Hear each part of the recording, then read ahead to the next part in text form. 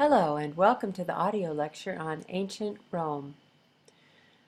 The culture of ancient Rome had a very powerful impact on the society of its time, and in some ways it still affects how we live our lives today. Ancient Rome was distinct from Greece in many ways. The Romans had a love of the big and the powerful, and they enjoyed pursuing the pleasures of the senses. To the ancient Roman, acquiring wealth and prestige was paramount. Indulging the senses was an integral part of Roman life, whereas the Greeks sought to harmonize with nature and control the appetites, and to really pursue the power of the perfect ideal individual. The Romans instead paved streets and conquered the natural landscape. As the empire expanded, the Romans created many practical means for managing people and government, most of which are still in use to this day. One example would be the Colosseum, which was built around 100 AD. This was such a successful design for allowing huge numbers of people to watch an event that the basic model of the Colosseum is still used for our stadiums today. The Roman method for laying out streets also is the model for the grids that are in use in many of our modern cities. Some of the military ideas used by the Romans as they expanded their empire are also still in use to this day. There is something called the Roman peace, and what that means is that peace is maintained because troops remain in an area. Now, this was practiced by the Romans and is something that we still see throughout the world in our current era. The Romans used art to celebrate the achievements of their rulers and to inspire patriotism. They also used art to show their wealth and to achieve prestige. These people greatly admired and copied the art of the Greeks, and much of the record of Greek art actually comes from Roman copies of the Greek originals. Let's take a look at a map, shall we? Okay, so how big was the Roman Empire really? Let's take a look. Here we have Italy, and here we have Rome. Now go out from there and see all the way to what they called Hispania, which was Spain, Gallia, or the Gallic people lived there. That would be France, all the way up to England, called Britannia in the time. So all the way also over to the ancient Near East, Syria, and North Africa. So when you consider the vast scope of the empire when it was at its height, there are a couple of things to think about. One of them would be that how could one small country, one relatively small area, how in the world could they control this vast territory? They were able to do it for a period, but ultimately one of the things that brought down the Roman Empire was really the size of it, in that it proved to be too big to keep up with. I mean, it would literally take years to get from Rome to the northern border. So by that time, all sorts of things could have changed. Now, another thing about the Roman Empire to consider is that of all this territory, the center of the Roman Empire is Roma, or Rome. And that's what we'll be talking about this week. Oh, but first, let's go back to the Etruscans. Before the rise of the Roman Empire, about 200 BC, there lived a people in northern Italy called the Etruscans. Now, they left no written record. They were prehistoric, but they did leave a wealth of information in the form of elaborate tombs. Their art was strongly influenced by Greece, but also by the ancient Near East. The thing that they are most noted for is their incredible ceramic work. I like to look at this work and consider the time in which they were working. One example would be this very famous life-size coffin, of which there are many examples. I saw one at the Metropolitan Museum of Art in New York City a few years ago. It's very impressive. Consider that this is a life-size clay sarcophagus. So it's a place for the deceased. It's kind of a coffin, really, for the deceased to be put into. But as life-size, that means it's 5 to 5.5 feet long. If any of you have ever done ceramics, you could consider the firing process. So this would have had to been made in pieces and then assembled once it had been fired. In the firing process, the heat has to be even and it has to go to a very high heat. Now back in this day, this would have been done with a wood-fired oven. So just considering that alone really gives you an idea of the great ceramic mastery of the Etruscans. The wealth of the Etruscans came from fertile soil and an abundance of metal ore. Besides being farmers and metal workers, they were also sailors and merchants and exploited their resources as they traded with the Greeks and with other people of the eastern Mediterranean. Etruscan artists knew and drew inspiration from Greek and Near Eastern art, and they assimilated such influences to create a very distinctive Etruscan style, which we can see here. As the Etruscan society is flourishing, a new society was growing, and that would be that of the Romans. Now they lived in harmony, and then eventually Rome became much more powerful than the Etruscans, and they adopted the Etruscans into Rome. But where did it all start? Well, according to an ancient Roman legend, there were two twins named Romulus and Remus, and they were abandoned on the banks of the Tiber River by a wicked uncle and left to die. The twins were discovered by a she-wolf who had come to the river to drink. Now this wolf, according to the legend, suckled the two babies until they were rescued by a shepherd who raised them to adulthood. Now, as adults, the twins decided to build a city on the banks of the Tiber River where the wolf had found them.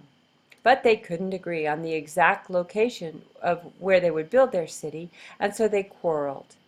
And in his anger, Romulus killed his twin brother Remus, and then he established a small settlement that would eventually become the great city of Rome. So here we have a very famous bronze of the twins that Romulus and Remus suckling on the she-wolf. What we believe is that this wolf is from Etruscan times and that the two twin figures were added later, sometime in the Renaissance. The legend of Romulus and Remus seems a fitting beginning for the city of Rome. At its height, the Roman Empire stretched from the Euphrates River in present-day Iraq to northern Africa to Scotland. The city at the center of the entire empire grew to almost 1 million people. Now you consider this logistical challenge. When you get that many people, 1 million people living together in a time before indoor plumbing and modern hygiene. Now in ancient Rome there was a very strong upper class, but the vast majority of Romans were lower and middle class, living crowded into apartment blocks, usually 3 or 4 stories high.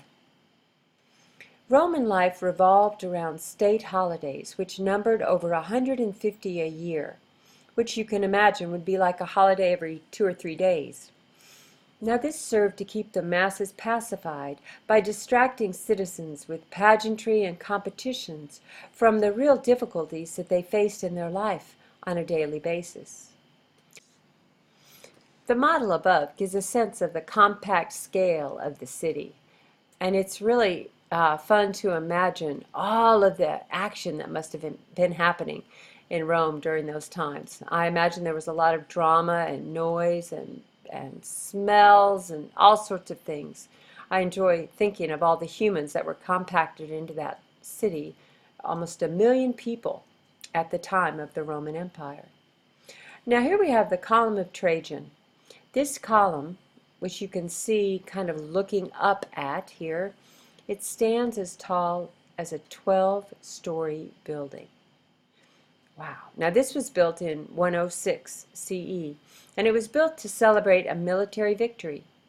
Often the military would do this. The Roman leaders would return home after a great victory and build a monument to celebrate their victory and to tell the people of Rome about what they had done. On a recent trip to Italy, I visited this column, and it's just amazing because it just stands there on its own like an Egyptian obelisk with literally tens of thousands of images carved all along its side to tell the story of the great victory of the Battle of Trajan. Now, while Greek and Roman architecture appears similar in a lot of ways, there are some important differences reflecting the ways that each culture was structured. Roman temples were designed to be used by the masses. People would actually enter the structures. On the other hand, Greek temples were designed almost as a sculpture. They were designed to house figures of the gods, and they were only entered by priests who conducted the rituals for the masses on the porches of the temples. Here we have the Temple of Portunus, and this is a Roman temple from the 2nd century BC that illustrates some of the differences between Greek and Roman architecture. Now, if you look at this, at first glance, it looks Greek. Look, the columns have Ionic capitals. But if you look a little bit more closely, it's different. The back half of it it's a walled structure, and those columns are really just decorative. So it was made to look like a Greek temple, but it was actually designed to be entered by the worshippers. This bronze sculpture on the right of Marcus Aurelius shows how the Romans used sculpture to celebrate their leaders and their victories. This particular work is a milestone because it's a bronze sculpture. Now consider the weight of the bronze and how in the world these small horse legs, of which there are 3 because one is lifted, how would the legs hold up all the weight of the bronze of the sculpture and the figure riding it? This was done with a lost wax technique. So the core would have been sculpted out of a clay and then coated with wax, and then this whole process done, where ultimately it ended up hollow. This is a real milestone in the history of sculpture, as it's the first time that we see a horse and rider in such a fashion completed in bronze, and it's even more amazing that it still stands to this day. The Temple of Fortuna is dedicated to the goddess of fate and chance. This particular site was discovered after World War II as workers were clearing the rubble of a medieval city that had been bombed.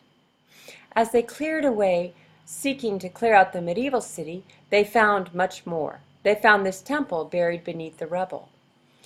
Now, this is one of the first uses of a new building material called concrete. The use of concrete allowed the Romans to develop styles of building that had not been possible with the old methods of building only with dry stone. Here we have a model of what the Temple of Fortuna would have looked like when it was constructed and what it looks like today. Roman sculpture of people seems to reflect the real needs of their society, which was to celebrate and honor the elders. Unlike Greeks, Roman artists made no attempts to idealize the people that they were portraying. Instead, they seemed determined to capture every detail of the humanity of their subjects. This approach is called Verism, like very realistic, veristic, and verism. The Roman upper classes had a tradition of making wax busts of elder men at the time of their death, and then they would keep these busts in a family shrine within the home. Eventually, stone sculptures were copied from the wax busts, and that's part of what we see here. To the left, we have a patrician with 2 of his ancestors, probably his father and his grandfather. Now, I find this really interesting because, as an artistic composition, might be a little lacking, but it's also a way for him to quite literally honor the forefathers, honor the people that came ahead of him. Now, the bust in the middle, you can compare him to some of the idealized athletes that we saw in the Greek time, and that'll give you a really clear idea of the veristic style, the very realistic style of Roman sculpture. Now, the piece on the right I find fascinating because let's look at the time frame. This is about 200 years prior to the other 2 sculptures, and it's done by the Etruscans, who were working in bronze, which was a specialty of that culture. Early Rome was what is known as the Republic, and this lasted from the year 509 to 27 BC. The republic was governed by kings and an advisory body of leaders called the Roman Senate. The population was divided into two classes, a wealthy and powerful class called the patricians, and a lower class, a poorer class called the plebeians. In 509 BC, Romans overthrew the last Etruscan king and established the Roman Republic as an oligarchy, a government by aristocrats, and this would last about 450 years. 450 years is a pretty stable period for any government to last. But as the empire grew, the governing by the Senate became more and more cumbersome, and they needed to go a different way. So in 27 BC, they formed the Roman Empire. While the first emperor of the empire was Octavia, the first really powerful empire was Augustus. He was considered the first real leader of the Roman Empire, and he ruled longer than any leader that came after him. The portrait above is one of the earliest examples of portraits used for military propaganda, and this was a practice that Augustus began. So what these leaders would do is they would erect hundreds of statues all over the empire just to remind the conquered people of the rule of Rome. Augustus's wife Livia was a strong and resourceful woman who promoted laws that favored women and families. In Rome, women did have much more rights than in ancient Greece, but this was very much tied into their ability to raise Roman citizens. The laws that Livia really fought for were much about honoring the family, but if a woman chose or was unable to give birth, to have a family, she was often fined and didn't have a very stable place within the Roman society. Oh, let's talk about Pompeii, shall we? Just before dawn, in the year of 79 CE, the top of Mount Vesuvius blew off, spewing rocks, ash, and deadly gases, and burying the surrounding towns and the people in them in a tomb of solid rock. This left a perfect record of a Roman city of about 25,000 people. Pompeii is a really unique place. One thing to note about it is that it's really big. Recently, when I was walking through Pompeii on a trip to Rome or to Italy, I was amazed by how it really just stretched on and on. It's almost impossible to see it in a single day. And what you also get to see is all of the common ways that these people lived. At Pompeii, there's still a baker's oven. There's a place where women would go to get their hair done. There's all sorts of the stuff of life. Oh, and in Pompeii, they have sort of cafeterias where you can see in the old stone ruins where the food would be set out and people would come to the restaurants and eat. Much in a lot of ways as we do today. This courtyard above shows a typical courtyard of the people of Pompeii. Now this city was outside of Rome, and you can imagine in Rome, in the heat, it must have gotten pretty uncomfortable, pretty smelly, pretty close, too close for the wealthy people of Rome. And so they would come to these seaside villas at Pompeii. And here they would have courtyards, much as we see in the center. This would be where the rainwater would collect, and then they would have fig trees and other fruit trees planted all around. In fact, at Pompeii today, they still have the olive orchards and the fruit orchards, and much of it as it would have looked at the time. They had these fountains that helped with the rain collection also, with distributing the water, and also they used a lot of fresco. They painted in something called fresco, which means painting in plaster, and we'll talk about that next. How in the world did they actually paint their paintings? Well, there were two basic methods used by the artists of Roman times. Both of them are shown in these examples. To the left are two portraits from Roman-occupied Egypt, and they're painted in a method that's called encaustic. And what encaustic means is simply wax and pigment. These artists would actually paint with melted wax on the surface. It would be colored wax, as if almost like you melted crayons and then painted with that. This creates a very durable surface on the painting, as you can see, in that these have survived and they're still in pretty good shape. This same method was used by the Greeks and the Egyptians to paint their sculptures in bright colors. Now here we have two more of the paintings from Pompeii demonstrating a technique called fresco, and that simply means painting on plaster. The artist would mix pigment with wet plaster and paint in sections. Now, if you have ever worked with sheetrock paste, that might give you an idea to help you to understand the technique of fresco. Let's return to Pompeii for a minute and talk about the Villa of the Mysteries. Within this villa is a wall fresco that appears to show an ancient ritual. And what we can see on the left is how they actually made the frescoes. This would have been the similar technique that Michelangelo used on the Sistine Chapel.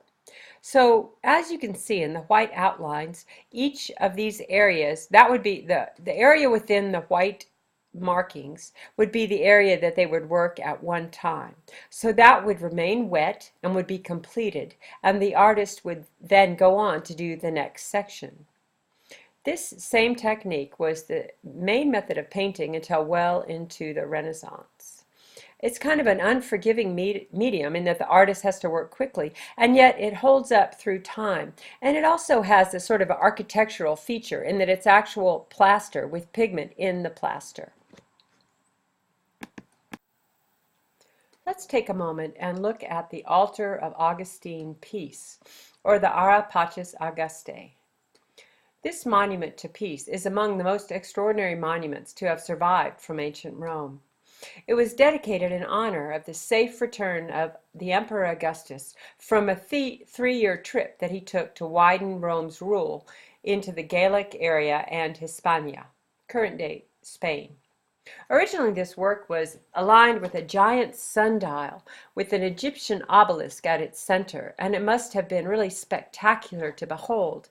At that time, it would have been painted in the way that you see above, with bright colors, with the foliage on the bottom and the figures on the top. Now, this is a notable sculpture because the low relief figures that you see on the left here, notice how they look like actual people. They were all recognizable as figures, important figures in the Roman time that it was made. Also notice how the children are sculpted to really look like kids. They're kind of pulling on the drape, maybe of that elder figure, could be a grandmother, and then looking at another figure. That's one of the things that makes this a very special monument that remains from ancient Rome, because we get to see the actual faces of the figures of the time in a procession. And this procession would have been conceivably to honor peace. Now, in my recent trip to Rome, I was really fortunate to see this monument. And when one goes closely around it and looks at all the different figures, it's really spectacular. One more thing to notice is how these figures in the background are just barely sculpted so that there's a feeling of depth. So if Rome was the center of the vast Roman Empire, then the center of Rome was really the center of the world, or so believed the people of Rome. Throughout the empire, forums were built in the city centers. These housed the markets, the government offices, and the Roman baths, which were an essential part of daily life. What we're looking at here is the markets of Trajan, which is in this Roman forum, which was at really the center of Rome, the most central of all the forums. It shows a new type of building method involving arches that the Romans developed, and this would be used widely to build the cathedrals in the Middle Ages. This is known as cross vaulting, and you can see here where instead of a single arch, there's a series of arches, and we'll see this better in the next slide. The arch was known to earlier cultures, but it was the Romans who developed the use of the arch and used it to serve many practical functions.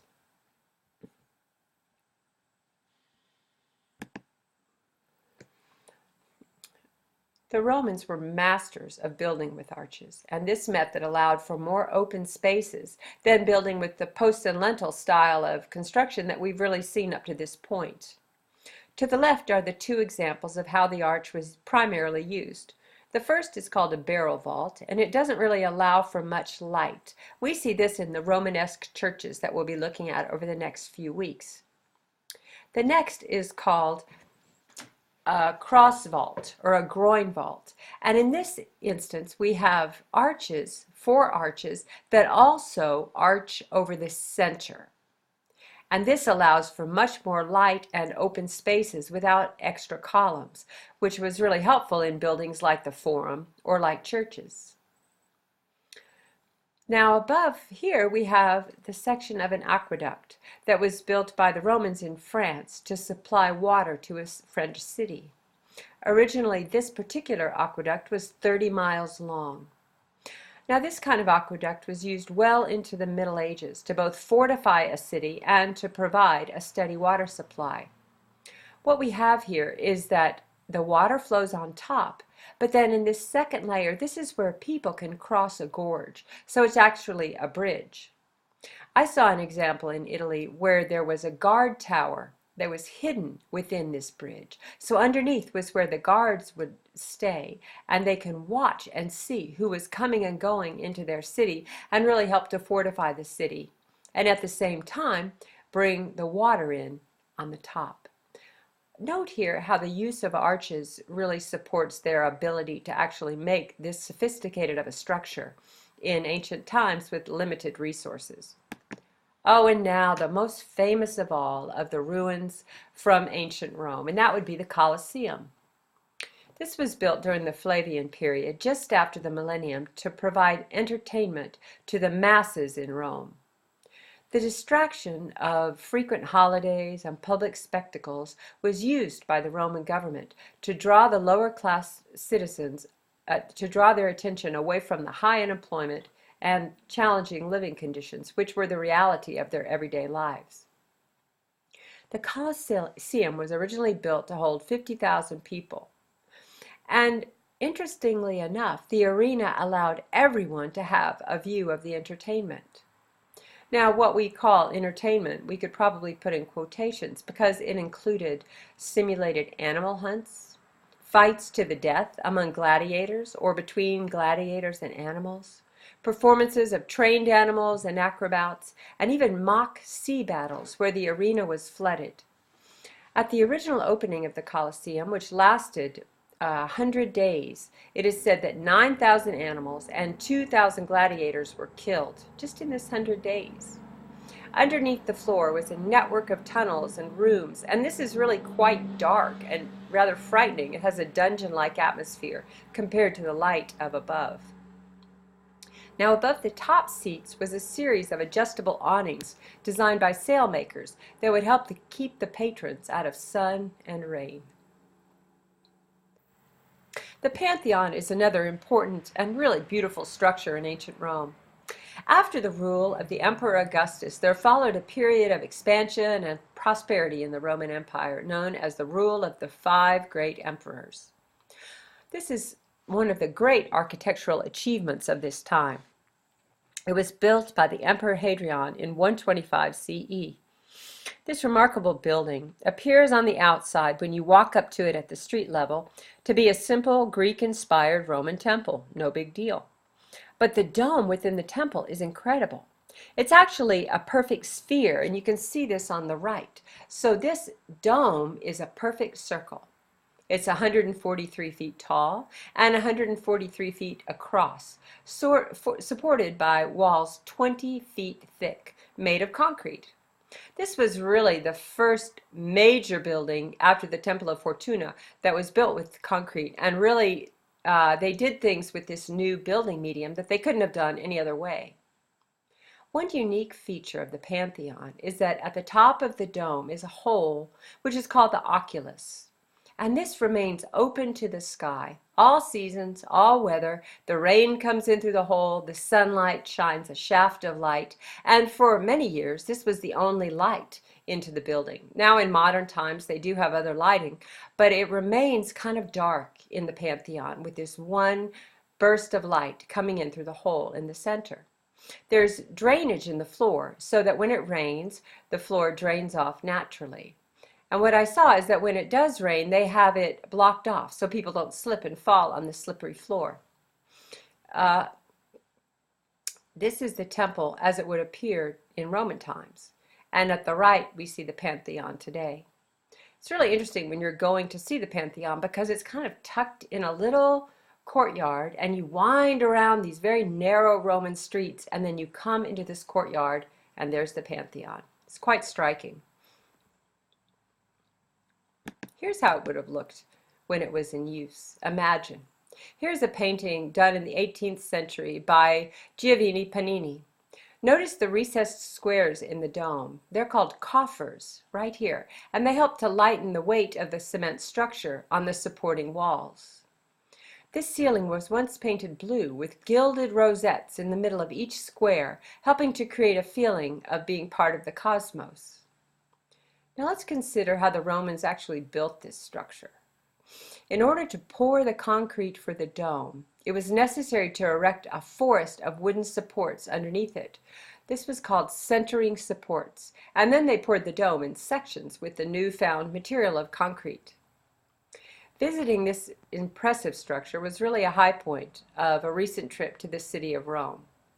It's currently in use actively as a Catholic church, and there's an altar and seating for services. It's also a museum. Several of the famous Renaissance painters, including Raphael, are buried beneath the floor of the Pantheon. Let's talk about a little fashion, shall we? What about that hair? Fashion played an important part in the culture of Rome, and we can see an example of this in the stylish do above. This was popular during the Flavian era. This is the same time which gave us the Colosseum. Now, in order to create this style, a patient hairstylist was necessary, along with a curling iron and lots of Roman-style hair goop. Now, one can only imagine what that would be made of, most likely animal fat. There was much written by men of the time scoffing at the great lengths that the woman would go through in order to keep up with the latest hair trends. To the left, we have an older woman, once again showing the Roman emphasis on realistic portraiture, or Verism, as opposed to the idealistic art of the Greeks. So you would want to remember that the Greeks tended to have much more stylized and idealized forms, while the Romans tended for more realistic portrayal, or veristic portrayal, or Verism, as it's also called. After that period of the 5 great emperors, which was a time of prosperity in Rome, Rome began to crumble into chaos. It's as if the lavish lifestyles and the overspending of the government kind of gradually caught up with Rome. This led to civil unrest from the overtaxed lower classes. Several military-style rulers fought for power, and there was no clear leader. This led to further instability. Also, the empire had grown so large that it was draining the resources of Rome. You can imagine thinking back to that map we saw at the beginning of the presentation, and it's just almost impossible to imagine how one city at the center of that vast empire could possibly control all of it. There was a leader known as Philip the Arab, and above left, this is a portrait of him, a bust of him. I really love this portrait, which I saw this one at the Vatican, and it shows such sadness. You can see in his seasoned and battle-weary face that he's both a hardened general, but also perhaps the artist has captured his sadness at the endlessness of the fighting and the war that was the reality of Rome at the time that he was the ruler. Now to the right we have the great Emperor Commodius, who was actually insane. He claimed to be an incarnation of the gods Jupiter and Hercules, and he went about dressed as a common person, as a gladiator, which was seen very scandalous in his day. He also ordered every month of the year to be renamed for him. But eventually he was strangled in the bath, and that was that, because the other leaders of Rome could not continue to put up with his antics. So now we visit the twilight of the empire. Eventually, the very size of the Roman Empire led to its downfall. When one considers all that would be required to maintain such an empire, it is easy to see that it would not be sustainable indefinitely. This is a photo of a wall that ran across Great Britain at the far northern frontier of the empire. This wall was 80 miles long. Can you imagine? 80 miles long of this solid wall with a guard tower every mile. Now, there would have to be guards in the tower. There would have to be repairs and supplies brought to this northern frontier. Now, above right, we have a sculpture of the last great Roman Empire, who was Constantine. According to legend, Constantine had a vision the night before a major battle in which he saw a flaming cross in the sky, and he heard the words, "Under this sign ye shall conquer." Now, before this time, Constantine had not supported the Christians, and they were persecuted. But after he had the dream, Constantine ordered all of the shields of his armies to be inscribed with the Greek cross, and he went on to win the battle. He then ended the persecution of Christians. He was a powerful ruler who erected these huge statues of himself all over the empire. When we consider that this head is 8 feet tall and it rested upon a seated body, you can get an idea of the scale of these sculptures. Now, although Constantine did not convert to Christianity until his deathbed, he did play an important role in organizing the practice of Christianity. He also convened the Nicene Council, which organized the books of the Bible and really created the Bible as we know it today. Prior to the rule of Constantine, there was a period of unrest, and in order to regain stability, the Emperor Diocletian divided the empire into 2 empires, creating the Eastern and Western Empire. He then devised a form of government called the Tetrarchy, or the rule of 4. In this system, each half of the empire was ruled by a leader called Augustus, and the next in line, ruling as second in command, was called Caesar. This plan actually served to further destabilize the empire, and it eventually led to a split in the Catholic Church that still exists today as the Roman Catholic Church and the Eastern Orthodox Church. Constantine created a new capital of the Eastern Empire, which he called Constantinople. This is located in present-day Istanbul, Turkey. The sculpture that we're seeing to the right here is of the Tetrarchs, and it also demonstrates the changes in art that will continue into the Middle Ages. Notice how the figures are far more stylized and less realistic than we saw in the Greek time, or even as we saw earlier in the Roman era. They have a stiffer stance, and all in all, their proportions are not as realistic. Over the next several centuries, realistic rendering in art will become far less important as art becomes more and more stylized. This style change is also clear in the portrait of Constantine that we saw on the previous slide. The rule of Constantine and the rise of Christianity really marked the end of the Roman Empire. Over the next centuries, churches were built in great numbers, and the dominance of the world shifted as the Roman Empire weakened. So in the next lecture, we'll talk about that, and for now, thanks for listening.